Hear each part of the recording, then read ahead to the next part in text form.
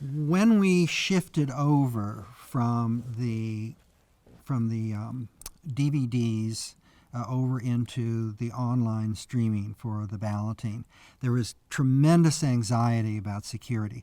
We followed the Motion Picture Academy, who just a year or so earlier had gone into that kind of voting.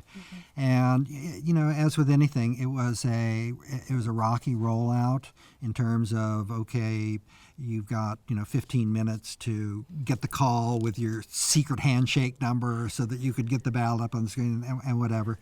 And so we very much went to school on a lot of the difficulties that the Motion Picture Academy had during the first year or so.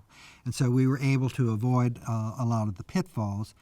We also had with our accountants at Ernst & Young, as well as with our IT people internal to the Academy, and an administration at the very highest levels of the executive branch of the Academy. You had an administration that was very, very tech savvy. The Academy has evolved from a kind of sleepy nonprofit organization to a very tech-savvy, sophisticated industry organization. And I think an awful lot of that had to do with Bruce when he came in.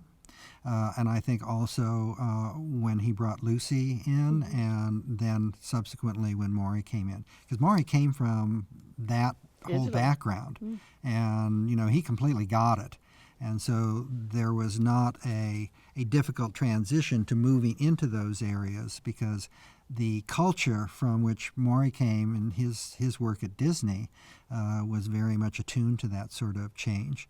I think that the election of Bruce Rosenblum was probably the fork in the road, so to speak, of going from one kind of Academy culture to another kind of Academy culture.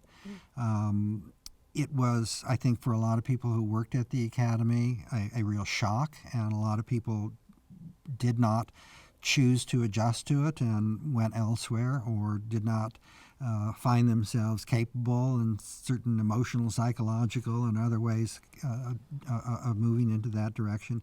So there's been a real sea change with the demarcation line, I think, the Bruce Rosenblum administration.